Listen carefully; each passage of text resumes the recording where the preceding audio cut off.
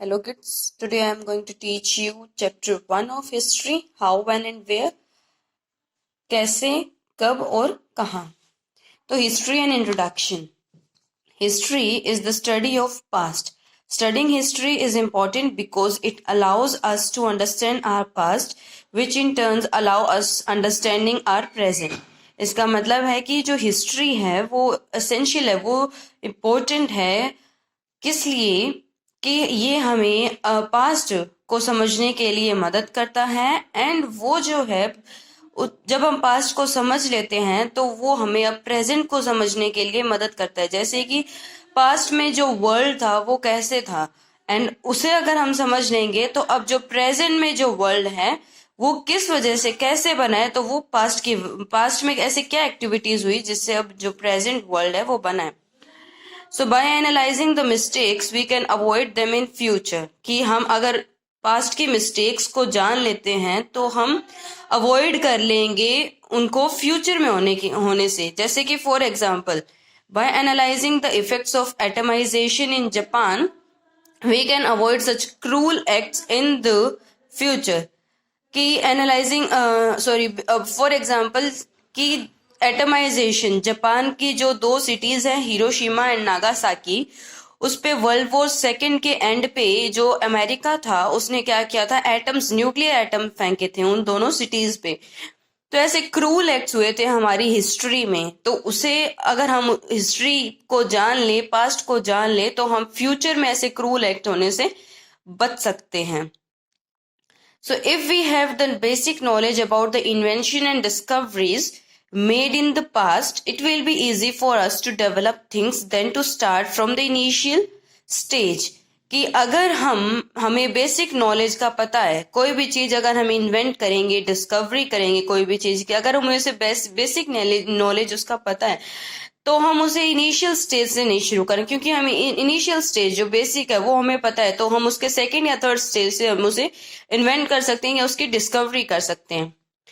सो अब हम metros and bullet trains पे ट्रेवल करते हैं. वो कैसे बनी थी? पास्ट में रिकार्ड ट्रेथविक नाम का एक ब्रिटिश इंजीनियर था जो कि कॉर्न वॉल नाम की जगह जहाँ पे बोर्न हुआ था, तो उन्होंने क्या किया था, उन्होंने एक ट्रेन बनाई थी यूनाइटेड किंगडम, जो अब यूके है, यूके में बनाई थी 1804 में.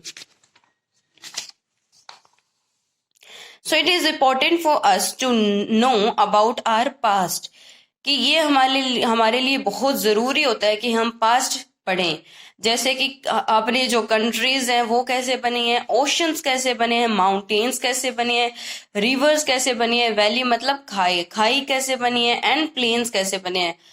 To know about how we evolve, कि हम कैसे आए हैं इस धरती पे. ठीक है, तो इसके लिए हमें पास्ट को जानना बहुत ज्यादा जरूरी होता है. कुछ ऐसी चीजें हैं जो हम पास्ट में फॉलो करते थे, जो पास्ट के बंदे थे वो फॉलो करते थे, बट हम धीरे धीरे वो जो प्रैक्टिसेस हैं वो भूलते जा रहे हैं. अब इम्पोर्टेंस ऑफ डेट्स की क्या इम्पोर्टेंस है. Dates serve to mark periods in history. Dates जो हैं वो हिस्ट्री में कोई भी पीरियड, कोई भी इवेंट होता है तो उसे बताने के लिए डेट्स का हम यूज करते हैं. They act as milestone.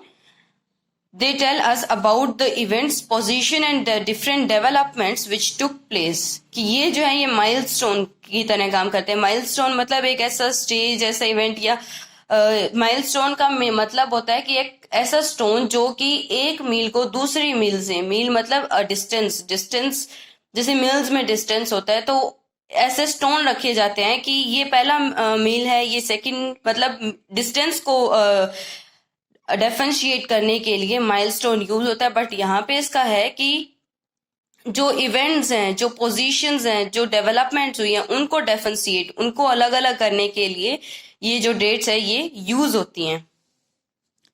So through dates we compare the past with present. Dates की वजह से हम क्या कर सकते हैं, हम पास्ट को प्रेजेंट के साथ कंपेयर कर सकते हैं. कि जैसे हमने पास्ट में ये डेवलपमेंट की, ये अचीवमेंट की, जैसे मैंने अब सपोज करो कि 9th में मैंने एक मेडल जीता, तो 10th में मैंने 2 जीत लिए, तो हम डेट्स के लिए डेट्स के यूज हम कंपेयर कर सकते हैं कि पास्ट में मैंने इतनी डेवलपमेंट की और अब इतनी की। We talk about progress and development today. बस वही बात है कि हम डेवलपमेंट या उनको जो है अपनी प्रोग्रेस डेवलपमेंट उनको कंपेयर कर सकते हैं कि मैंने पहले कब कितनी की और अब कितनी की। A date only depicts that on this particular year we didn't have this, on this particular year we had it. We continue to associate history with the string of date, कि date जो है वो ये बताता है, ये depict करता है कि इस पर्टिकुलर ईयर में मेरे पास ये नहीं था, बट इस पर्टिकुलर ईयर में मेरे पास है वो चीज। तो ये चीज बताता है, जैसे कि मेरे पास वही एग्जांपल, सपोज कि मेरे पास 9th में 1 मेडल था, तो अब मेरे पास 2 हो चुके हैं। We continue to associate history with string of date. String का मतलब होता है स्ट्रक्चर ऑफ डेट, कि हम हिस्ट्री जो है, हिस्ट्री को हम एसोसिएट करते हैं, हिस्ट्री को डिवाइड करते हैं स्ट्रिंग ऑफ डेट्स में, मतलब नंबर ऑफ डेट्स में एक डेट्स का स्ट्रक्चर बनाते हैं, जैसे हम टाइम लाइन भी कहते हैं। We study dates to find out the sequence and events and significance of event. कि हम जो है डेट्स का यूज करते हैं, हम पढ़ते हैं डेट्स को इसकी वजह से कि हम जो इवेंट्स हिस्ट्री में हुए हैं उन्हें सीक्वेंस वाइज लगा सकें। जैसे कि पहला मतलब ये इवेंट पहले हुआ तो उससे पहले नंबर पे, देन उसके बाद वो हुआ, ऐसे करके हम सीक्वेंस पे लगा सकते हैं एंड जो इवेंट्स हुए हैं उनकी इंपॉर्टेंस भी जान सकते हैं। Through dates we can know during struggle for independence how events happened one after another, कि डेट्स की वजह से ही हम क्या कर सकते हैं, हमें पता है कि इंडिपेंडेंस के लिए हमारे जो फ्रीडम फाइटर्स हैं उन्होंने क्या कुछ किया, उन्होंने क्या स्ट्रगल्स किए हैं। सो टाइमलाइन, अब टाइमलाइन आती है। टाइमलाइन क्या होता है? टाइमलाइन एक ऐसा स्ट्रक्चर होता है डेट्स का या इवेंट्स का जो कि हिस्ट्री से हो रहा है, ठीक है। मतलब कि हिस्ट्री से अब तक जितने भी इवेंट हुए हैं तो हम उसे एक सीक्वेंस में अरेंज कर देंगे एंड वो जो है वो टाइमलाइन होती है। जैसे कि यहाँ पे बुक में दी हुई है timeline from 1885 AD to 1947 AD. 1885 में अब क्या हुआ था? 1885 में जो इंडियन नेशनल कांग्रेस जो था, जो पार्टी थी, ये इंडिया की सबसे पहली पार्टी थी, ठीक है, जिसे हम आज कांग्रेस कहते हैं। तो वो यही कांग्रेस है, मतलब सबसे पहली पार्टी थी ये इंडिया की। ये जो है ये लॉन्च हुई थी बॉम्बे, जो आज के मतलब जिसे हम आज मुंबई कहते हैं, with the aim of winning political rights for Indian. कि ये इंडियन नेशनल कांग्रेस INC ये जो है ये मुंबई या बॉम्बे में लॉन्च हुई थी। और इसका एम क्या था, इसका उद्देश्य क्या था कि ये जो है ये इंडियंस जो है उनके लिए पॉलिटिकल राइट्स जो है उसे जीते। जैसे पॉलिटिकल राइट्स कौन से होते हैं? जैसे कि राइट टू वोट करने का हमारा राइट है, राइट टू कॉन्टेस्ट इलेक्शन, की हम इलेक्शन में कॉन्टेस्ट इलेक्शन की हम इलेक्शंस में पार्टिसिपेट कर सकते हैं। तो ये जो चीज है ये हमारे पॉलिटिकल राइट्स है। 1906 में क्या हुआ? 1906 में हुआ formation of Muslim league. Muslim league जो थी वो मुस्लिम के लिए एक ऑर्गेनाइजेशन था, एक ग्रुप था, वो बना था। एंड क्या हुआ कि Congress gives a call for Swaraj की 1906 में एक तो मुस्लिम लीग बना और एक कांग्रेस जो हमारी पार्टी थी, सबसे पहली पार्टी थी INC इंडियन नेशनल कांग्रेस, उसने क्या किया था, उसने स्वराज के लिए सबसे पहले पुकार लगाई थी। मतलब पहले कोई स्वराज नहीं चाहता था, बट इस जो कांग्रेस के लीडर्स थे उन्होंने स्वराज को बताया, लोगों की जागरूकता बढ़ाई स्वराज पे। स्वराज मतलब इंडिपेंडेंस।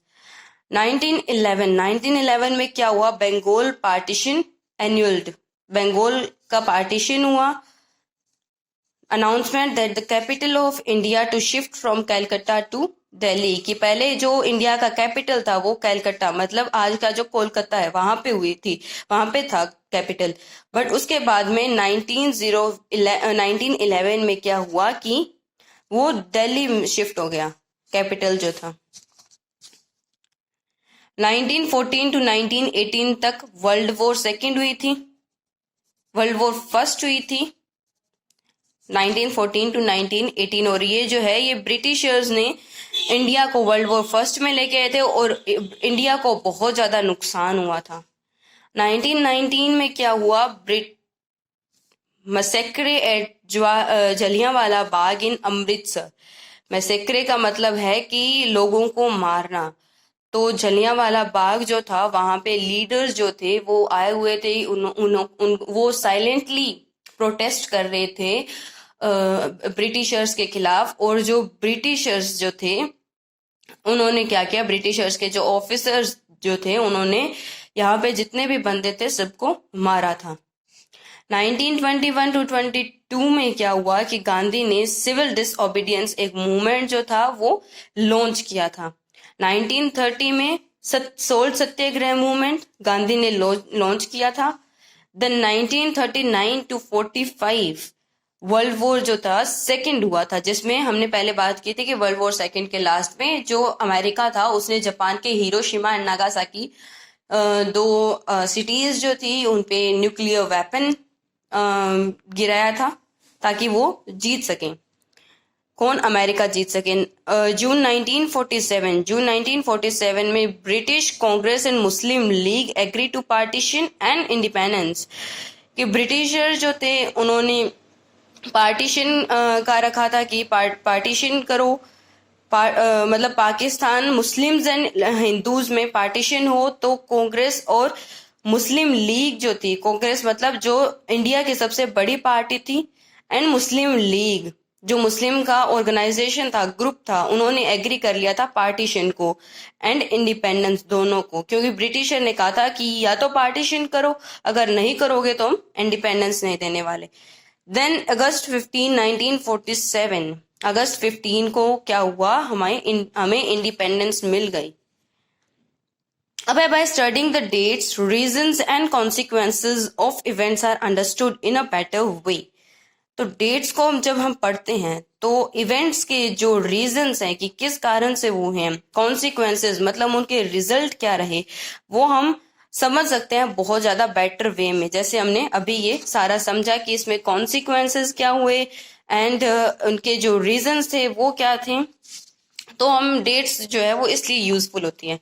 अब periodisation of history. Periodisation of history में क्या है कि पीरियडाइजेशन इज द प्रोसेस और study of categorising the past into discrete quantified named blocks of time. Periodisation का मतलब है कि हम हिस्ट्री, हम पास्ट को डिवाइड करते हैं, कैटेगराइज करते हैं इनटू डेसिक्रेट मतलब इंडिविजुअली सेपरेटेड अलग अलग blocks of time, named blocks of time मतलब कि ये पीरियड जो था ये था, मतलब ये टाइम जो था हिस्ट्री का तो वो इसका ये नाम था एंड उसका ये नाम था, मतलब उसको कैटेगराइज करते हैं, उसे नाम देते हैं।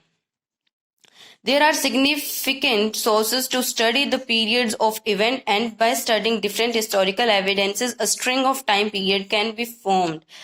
कि हम significant जो जरूरी sources हैं स्टडी के, to study their significant sources हैं, बहुत ज्यादा इंपॉर्टेंट सोर्सेज हैं स्टडी करने के लिए the periods of event and by studying different historical evidences. कि जब हम पढ़ते हैं कि पीरियड इवेंट कब हुए थे, कैसे हुए थे, कॉन्सिक्वेंसेस क्या थे, एंड हम हिस्टोरिकल एविडेंसेस पढ़ते हैं कि उनका जो क्या एविडेंस है, मतलब वो सच है या नहीं। तो ये जब हम पढ़ते हैं तो हमारे पास क्या आ जाता है, a string of time period can be formed. String मतलब स्ट्रक्चर, हमारे पास एक स्ट्रक्चर बन जाता है टाइम पीरियड का। James mill was a Scottish philosopher, historian and economist. James मिल जो था स्कॉटिश फिलोसोफर था, हिस्टोरियन था एंड इकोनॉमिस्ट था। ही begin his history of British India in 1806। उसने अपनी हिस्ट्री, ब्रिटिश इंडिया की जो हिस्ट्री थी वो लिखना उसने शुरू किया था 1806 में, और उसने एक्सपेक्ट किया था, उसने ये सोचा था कि 3 साल में वो कंप्लीट कर देगा। बट उसके जो 3 वॉल्यूम्स, उसने 3 वॉल्यूम मतलब 3 बुक्स निकाले थे जो पब्लिश किए थे 1817 में, और उन तीनों बुक्स को पब्लिश करने में उसे लग गए 12 साल, जबकि उसने एक्सपेक्ट क्या किया था 3 साल। इन 1819 में वो जो है वो एक ऑफिशियल के रूप में, मतलब एक ऑफिशियल के रूप में वो इंडिया हाउस में अपॉइंट हुआ था। Despite his drastic criticisms in the history of British rule in India. कि 1819 में उसे अपॉइंट किया गया था इंडिया हाउस के ऑफिशियल के रूप में, और उसने क्या किया था, उसके बावजूद कि उसने ड्रास्टिक क्रिटिसिज्म किए थे, उसने बहुत सारे क्रिटिसिज्म किया था, बहुत क्रिटिसिज्म किया था British rule in India. Britishers ने जब रूल किया था इंडिया को, तो उसकी जो हिस्ट्री थी उसे क्रिटिसाइज किया था। So James Mill divided Indian history into Hinduism and Muslim and British period. James Mill ने डिवाइड की इंडियन हिस्ट्री को Hinduism, Muslim and British period में, तीन पीरियड्स में डिवाइड किया। This modernisation is based on the religious, तीन ने दो में किया था एक्चुअली, कि Hinduism and Muslim and British period, ये सेकंड है और ये फर्स्ट ग्रुप है। So this periodization is based on the religion line that was a phase for which the Hindus were the ruler and others ruled. कि periodisation जो है वो इस रिलीजियस लाइन पे था कि एक फेज ऐसा था, एक दौर ऐसा था जहां पे हिंदूज जो थे, हिंदू थे, उन्होंने रूल किया था, वो रूलर्स थे, और अदर जो थे उन्हें रूल किया गया था। फिर हिंदू के बाद में क्या आया, एक ऐसा फेज है, एक ऐसा दौर है जहां पे मुस्लिम्स एंड ब्रिटिशर्स ने रूल किया। तो पहले हिंदू रूल करते थे इंडिया पे, देन उसके बाद में मुस्लिम्स एंड उसके बाद में ब्रिटिशर्स आए थे। He had a colonial mind and taught Asians to have poorly, क्योंकि जो मतलब कॉलोनियल पीपल जो थे, जो ब्रिटिशर थे, जो यूरोपियंस थे, जिन्होंने हम पे रूल किया था, वो क्या सोचते थे कि जो एशियंस हैं, जो हम लोग हैं, तो वो पुअरली सिविलाइज्ड है, हमें कुछ जीने का ढंग नहीं है, हमें कुछ भी नहीं पता है, ठीक है। तो उन्होंने ये सोचा था, he felt European to be superior, कि यूरोपियन जो थे वो सुपीरियर थे, उन्हें सब लाइफ मतलब जीवन जीने का उन्हें ढंग है, उन्हें पता है कि कैसे जीते हैं। It has been argued by many historians that it is not correct to periodize the Indian history on the basis of religion of the ruler. The problem with the periodization of Indian history by James Mill was that he divided the Indian society in three stages. However, this suggested that no other major changes took place in the history of India other than religious one. जो अब बाद में जो James मिल के बाद में जो historians आए थे, उन्होंने क्या किया था, उन्होंने जेम्स मिल के अगेंस्ट बोले थे कि जेम्स मिल ने रिलीजियस वे में इंडियन हिस्ट्री को डिवाइड किया है, और ये जो डिवीजन है ये बहुत ज्यादा गलत है, उसके साथ बहुत बड़ी प्रॉब्लम है, क्योंकि जेम्स मिल ने क्या किया है, इंडियन सोसाइटी को 3 स्टेजेस में डिवाइड कर दिया। वो 3 स्टेजेस कौन से थे? एक तो पहला हिंदुइज्म, मुस्लिम एंड ब्रिटिशर्स। तो हाउएवर द सजेस्टेड कि कोई भी चेंजेस इसमें जो जेम्स मिल ने ये बनाया, कैटेगराइज किया था इंडियन हिस्ट्री को 3 स्टेजेस में, तो उसके हिसाब से क्या था कि कोई भी मेजर चेंजेस नहीं हुए took place in the history of India other than religious one. मतलब इसके पूरा मतलब ये है कि जेम्स मिल जो था उसने डिवाइड किया था इंडियन हिस्ट्री को रिलीजियस वे में, तीन स्टेजेस में डिवाइड किया था, Hinduism, Muslim and British period, ठीक है। और उसके हिसाब से क्या था कि कोई भी मेजर चेंजेस, कोई और चेंजेस हुए ही नहीं है इंडियन हिस्ट्री में रेदर देन रिलीजियस वन, कि रिलीजन के अलावा रिलीजन रूलर जो है वो रिलीजियसली चेंज होते गए, उसके अलावा कोई और चेंजेस ही नहीं हुए। During the Muslim and British there were thousands of Hindu and Muslim princely states. Muslim और ब्रिटिशर्स ने जब रूल किया तो thousands of Hindu and Muslim princely states थे। प्रिंसली स्टेट का मतलब ये होता है कि एक ऐसा एरिया, एक ऐसा स्टेट, ठीक है, जहां पे जो रूलर हैं हिंदू और मुस्लिम, उनके जो रूलर्स थे वो रूल करते थे, ठीक है। तो वो जो है वो प्रिंसली स्टेट होता है। Thus the Indian scholars later classified Indian history into ancient, medieval and modern, कि इंडियन स्कॉलर्स ने बाद में क्या किया, एंशियंट, मेडिएवल एंड मॉडर्न, तीन स्टेजेस में क्लासिफाई कर दिया। दिस पीरियडाइजेशन इज बोरोड, ये जो है पीरियडाइजेशन ये 3 स्टेजेस का, ये जो है ये वेस्ट ने भी अडॉप्ट किया था, तो हमने भी अडॉप्ट किया था। ये बोरोड है, लिया गया है from west, where modern period is associated with growth and development of science, rationalism, humanism, logic, freedom and equality। जिसमें क्या होता था, वेस्ट ये मानता था कि जो मॉडर्न पीरियड है वो क्या है, ग्रोथ एंड डेवलपमेंट, जिसमें सबसे ज्यादा ग्रोथ होती है, डेवलपमेंट होनी शुरू हो जाती है किसकी, साइंस की, रैशनलिज्म मतलब equality, humanism, logic, freedom and equality की. The term medieval was used to describe a society which was not democratic and liberal. However, in the Indian context, the British period in history cannot be termed as modern because Indians were denied liberty, equality, and justice. कि medieval का क्या नाम, मतलब medieval जो term है, ये जो stage है, ये डिस्क्राइब करता था एक ऐसे सोसाइटी जो ना तो डेमोक्रेटिक थी ना लिबरल. लिबरल मतलब जिसे फ्रीडम दी गई हो, ना तो वो डेमोक्रेटिक थी क्योंकि ब्रिटिशर्स रूल करते थे, कोई गवर्नमेंट नहीं थी, एंड लिबरल भी नहीं थी. तो जो इंडियन कॉन्टेक्स्ट, इंडियंस ने क्या किया, ब्रिटिश पीरियड इन हिस्ट्री, जो ब्रिटिशर्स ने रूल किया था इंडिया पे, उस स्टेज, उस फेज को क्या मॉडर्न कहने के बजाय उन्होंने क्या किया, उन्होंने उसे मेडिवल यानी कॉलोनियल बता दिया. कॉलोनियल का मतलब होता है कि जिसमें कोई और बंदा आके हम पे रूल करे. तो उन्होंने मॉडर्न नहीं बताया. मॉडर्न क्यों नहीं बताया? क्योंकि इंडियंस को ना तो लिबर्टी, फ्रीडम दी गई थी, इक्वालिटी नहीं दी गई थी, ना ही उन्हें जस्टिस किया गया था, उनके साथ जस्ट नहीं होता था. तो इसी वजह से उन्होंने मॉडर्न इसे नहीं कहा, उन्होंने इसे कॉलोनियल कहा है. अब है कॉलोनाइजेशन. कॉलोनाइजेशन का मतलब क्या है?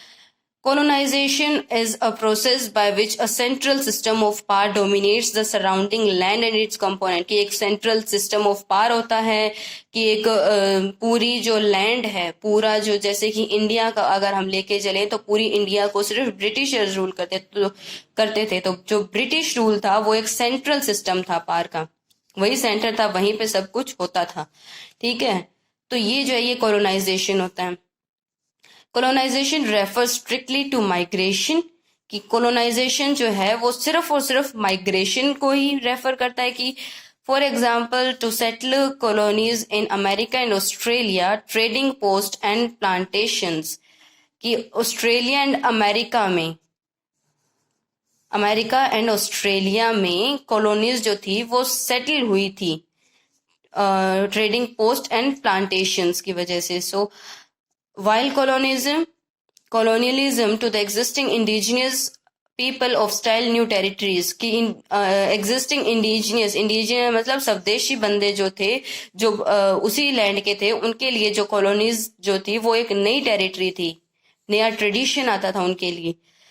Colonization was linked to the spread of tens of millions from Western European states all over the world. कि tens of million मतलब बहुत सारे बंदे जो है वो यूरोपियन कंट्रीज से या स्टेट से आते थे ऑल ओवर वर्ल्ड. क्योंकि जो यूरोपियंस जो थे वही सबसे पहले उन्होंने ट्रेड शुरू की थी, मतलब वही जो एक्सप्लोर वर्ल्ड को उन्होंने एक्सप्लोर करना शुरू किया था. British came to India as trader. Britishers जो थे वो इंडिया में एज अ ट्रेडर आए थे. उसके बाद में वो फैसिनेटेड हो गए थे वेल्थ ऑफ इंडिया, मतलब इंडिया के पास बहुत ज्यादा वेल्थ थी, इसीलिए उसे सोने की चिड़िया कहा जाता था. एंड उसकी वजह से वो जो है वो फैसिनेट हो गए, मतलब वो बहुत ज्यादा हो गए, मतलब कि बहुत ज्यादा वो उसे देख के मतलब एकदम सरप्राइज हो गए. वो बहुत मतलब वो उस धन को लेना चाहते थे. They changed their motive from trade to colonization. अब उन्होंने ट्रेड की जगह उन्होंने सोचा कि हम कॉलोनाइज करेंगे, इन पे रूल करेंगे. Their plans involved using India as a feeder colony. उनका प्लान था कि इंडिया को फीडर कॉलोनी बना देते हैं, मतलब flourishing economy back at Britain. Britain को फ्लरिश मतलब उसे आगे लाने के लिए, उसे ज्यादा डेवलप करने के लिए जो इंडिया है वो फीडर कॉलोनी होगी, मतलब उससे सामान लिया जाएगा एंड ब्रिटेन के नाम से उसे बेचा जाएगा ताकि ब्रिटेन की इकोनॉमी जो है वो आगे बढ़े. They kept their focus on expanding and protecting their hold on India. की वो जो थे उनका फोकस यही था कि हम एक्सपेंड करें और प्रोटेक्ट करें, हम इंडिया पे रूल करें, हम इंडिया के रूल को एक्सपेंड करें, मतलब पूरी इंडिया तक लेके जाएं, पूरी इंडिया पे रूल करें, ना कि सिर्फ एक पार्ट को रूल करें. एंड उस फिर जो रूल बन गया है उसे भी प्रोटेक्ट करके रखे, उसे जाने ना दे। British rule brought about changes in values of and taste, customs and practices. Britisher जो थे वो अपने साथ अपनी नई ट्रेडिशंस लेके आए थे, नए कस्टम्स लेके आए थे, कुछ नई प्रैक्टिसेस लेके आए थे, और वो जो प्रैक्टिसेस जो थी वो इंडियंस ने अडॉप्ट की थी। अब हाउ वी नो एडमिनिस्ट्रेशन, हमें एडमिनिस्ट्रेशन के बारे में कैसे पता है? तो हमें British rule change a lot in India, कि ब्रिटिश रूल ने इंडिया को काफ़ी हद तक बदल दिया था, काफ़ी चेंजेस हुई थी, जैसे कि डायरेक्ट एडमिनिस्ट्रेशन ऑफ इंडिया, कि एडमिनिस्ट्रेशन पहले इंडिया का जो था वो अलग था, जैसे कि उसमें रूलर्स थे अलग अलग जगह पे, बट नाउ अब सेंट्रल पावर हो चुकी थी, मतलब एक ब्रिटिशर जो था वही ब्रिटिशर जो थे वही रूलर्स बन गए थे। टेक्नोलॉजिकल चेंजेस भी बहुत आए थे, ठीक है। एंड ट्रांसपोर्ट एंड कम्युनिकेशन में चेंजेस आए थे। पहले ट्रांसपोर्ट एंड कम्युनिकेशन जो इंडिया की थी वो अपने हिसाब से करते थे वो, बट अब ब्रिटिशर्स के हिसाब से उन्हें करना पड़ता था। All the changes were secured in the form of record, कि सारे के सारे जितने भी चेंजेस जो थे वो रिकॉर्ड में लिखे, जो ब्रिटिशर्स थे वो उन्हें लिखते थे, तो वो रिकॉर्ड में लिखते थे उन्हें। The British felt all important document and letter needed to preserve. Specialized institutions like archives and museums were established to preserve important records.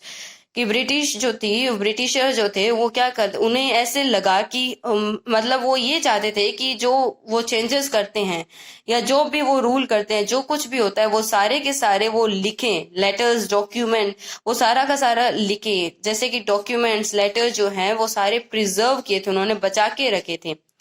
कुछ स्पेशलाइज्ड इंस्टीट्यूशंस थी, जैसे कि आर्चिव्स, म्यूजियम्स। आर्चिव मतलब एक स्पेशल जगह जहाँ पे कुछ रिकॉर्ड करके या स्टोर करके रखा जाता है। म्यूजियम्स आपको पता ही होगा। तो आर्चिव्स, म्यूजियम वगैरह ऐसे स्पेशलाइज्ड इंस्टीट्यूशंस जो थी वहाँ पे ये रिकॉर्डेड जो चीजें थी वो रखी जाती थी। अब sources of information, sources of information में क्या है कि ब्रिटिश जो थे रिकॉर्ड, ब्रिटिशर जो थे वो रिकॉर्ड रखते थे हर एक चीज का, जो भी वो करते थे।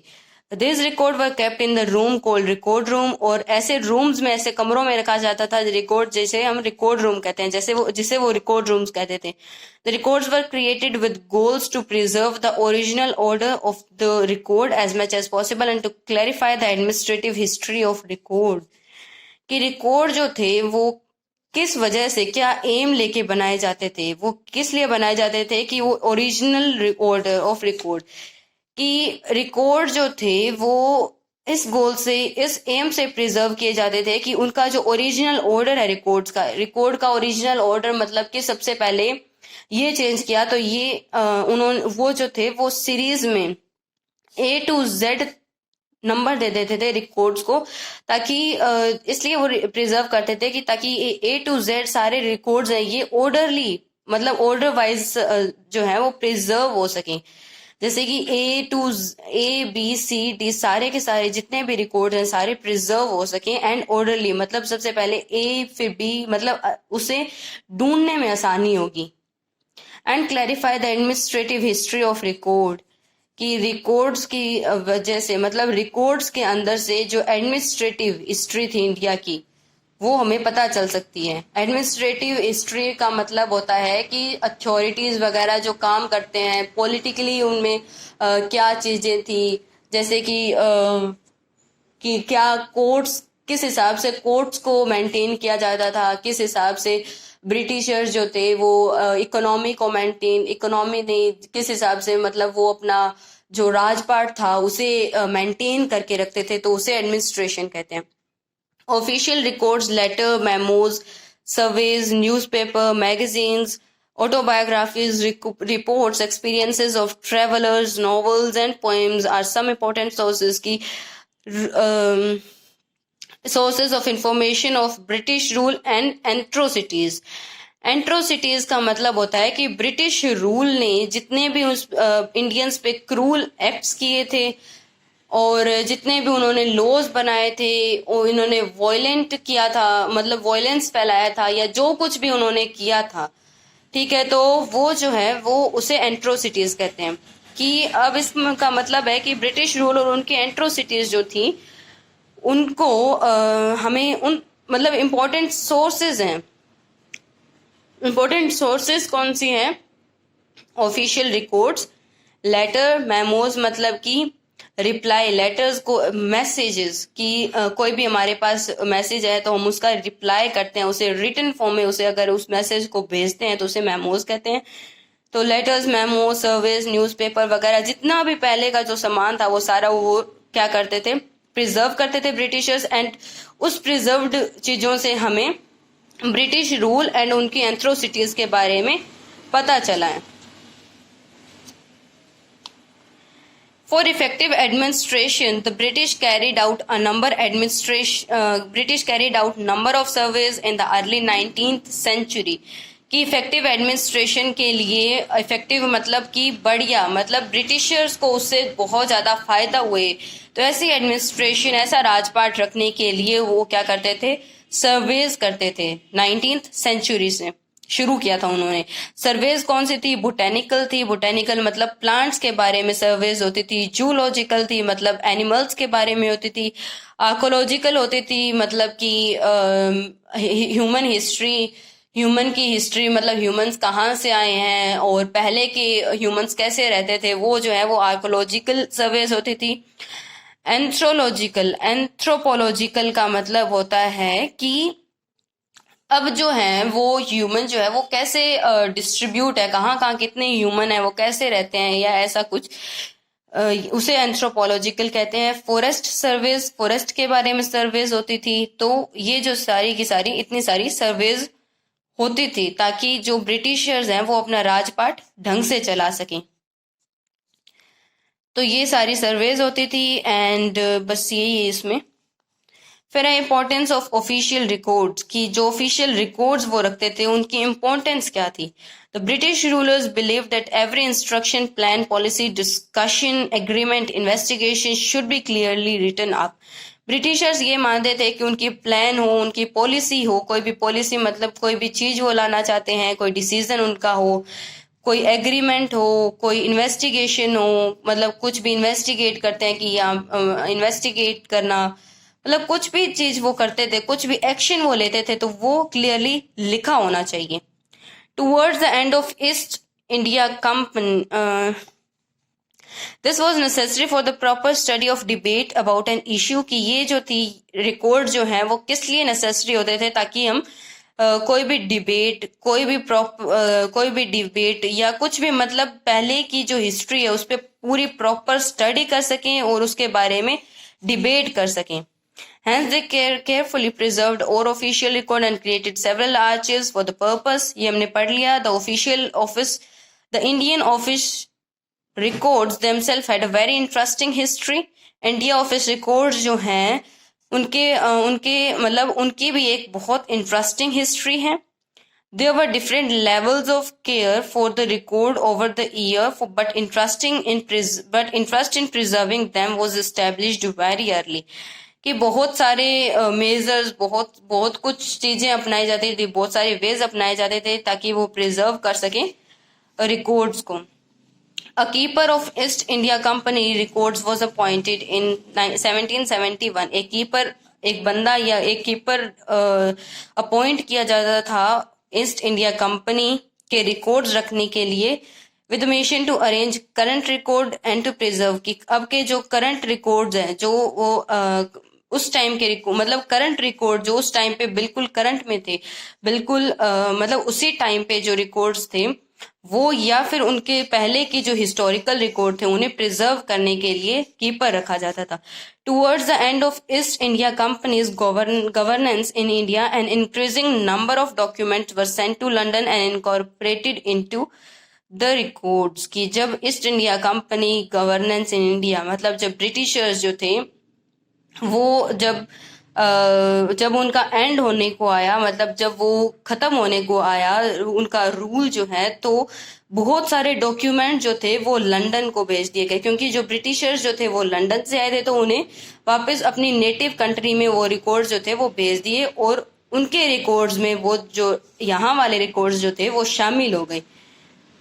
In fact, it was one of the most documented administrations ever. कि ये जो ब्रिटिशर्स का जो एडमिनिस्ट्रेशन का, ब्रिटिशर्स का जो राजपाट था, वो सबसे मोस्ट डॉक्यूमेंटेड था. मतलब हर एक चीज, हर एक प्लान, हर एक एक्शन वो लिखते थे.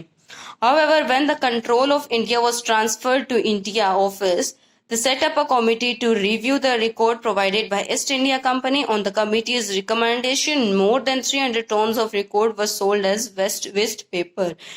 कि जब इंडिया का रूल आया खुद पर, मतलब जब इंडियंस खुद को रूल करने लगे, जब तो क्या हुआ कि एक कमेटी बिठाई गई, एक ग्रुप बिठाया गया, जिसमें क्या हुआ कि वो बात करने वाले थे, वो अपने व्यूज देने वाले थे कि जो ईस्ट इंडिया कंपनी के जो रिकॉर्ड्स है वो कहाँ तक यूजफुल है हमारे लिए.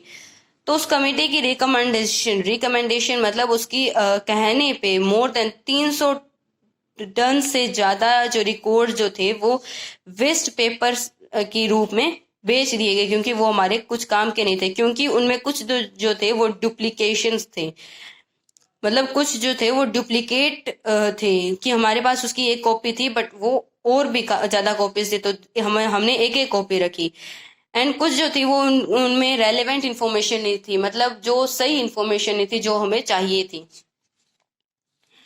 But these official record do not tell the complete truth because these record were written by officials that time. कि ये जो official record है, जो ब्रिटिशर्स के official record है, ये सारा सच नहीं बताते, क्योंकि ब्रिटिशर से लिखे गए थे ये. The record showed the act taxes introduced by British to mark their success, but they do not represent how these acts and taxes affected Indians, how Indians suffered due to these steps. कि ये जो records हैं ये show करते हैं acts को, taxes को जो ब्रिटिशर्स ने इंडियंस पे इम्पोज किए थे, बट वो जो है वो ये नहीं दिखाते कि इंडियन पे उनका क्या इफेक्ट पड़ा, कि इंडियंस उससे सेटिस्फाइड थे या नहीं, और इंडियंस जो उन टैक्सेस, उन एक्ट से सफर कितने हद तक हुए, मतलब कितने हद तक वो सफर हुए, कितने हद तक वो खुश थे या नहीं थे. तो ये जो है ये ढंग से मतलब वो नहीं बताते. The official record do represent the success and achievement of but do not represent the fallout of British administration. कि ब्रिटिश एडमिनिस्ट्रेशन जो है, ब्रिटिशर्स का जो राजपाट है, वो जब पूरे अपने पीक पे पहुंच गया, मतलब जब वो पूरी सक्सेस तक पहुंचा, उसने तो तब तक मतलब वो रिकॉर्ड्स जो है उन्होंने लिखे थे. बट जब ये ब्रिटिश एडमिनिस्ट्रेशन जो है जब ये टूटने लगा, जब ये फॉल आउट होने लगा, तब किसी ने रिटर्न रिकॉर्ड उसके नहीं लिखे. They also do not represent the reactions and situation of Indians of every sphere of society. कि वो हर एक sphere of society का मतलब है कि रूलर्स को, अर्बन पीपल को, और पुअर, रिच, ट्रेडर्स, मतलब हर एक कैटेगरी इंडियन बंदों की, इंडियन सोसाइटी की हर एक कैटेगरी जो है उसकी रिएक्शन और उसके सिचुएशन नहीं बताते थे. कि उन जो टैक्सेस उन्होंने इम्पोज किए थे या ब्रिटिशर ने कोई पॉलिसी डिसीजन कुछ भी लिया था, तो हर एक जो सोसाइटी का पार्ट जो था उसका रिएक्शन नहीं बताते थे एंड उसके सिचुएशन नहीं बताते कि वो कैसे लाइफ अपनी जी रहे हैं. The record tell us about the British work for the betterment of Indian, but do not tell us about the need of people of India. कि ब्रिटिशर्स ये बताते हैं कि हमने बहुत अच्छे काम किए फॉर बेटरमेंट, मतलब अपलिफ्टमेंट, इंडियंस के लिए, इंडियंस के फायदे के लिए हमने बहुत काम किए, बट वो ये नहीं बताते कि इंडिया की क्या नीड्स थी. मतलब वो बेटरमेंट करते थे बट वो अपने हिसाब से करते थे, इंडियन से कभी नहीं पूछते थे कि उन्हें क्या चाहिए. तो इसलिए उन्होंने मतलब सिर्फ अपने ही गुणगान किए हैं, वी कैन से कि अपने ही गुणगान किए हैं. उन्होंने इंडियंस की कोई सिचुएशन, इंडियंस को कहीं भी उन्होंने मेंशन नहीं किया. तो हम जो ब्रिटिशर्स के जो रिकॉर्ड्स थे उन्हें नहीं ट्रूली नहीं अपना सकते, मतलब उन्हें ये नहीं मान सकते कि वो ट्रुथ मतलब ट्रूली मतलब सही थे या गलत थे. तो ये था आपका chapter how, when and where. Thank you for watching.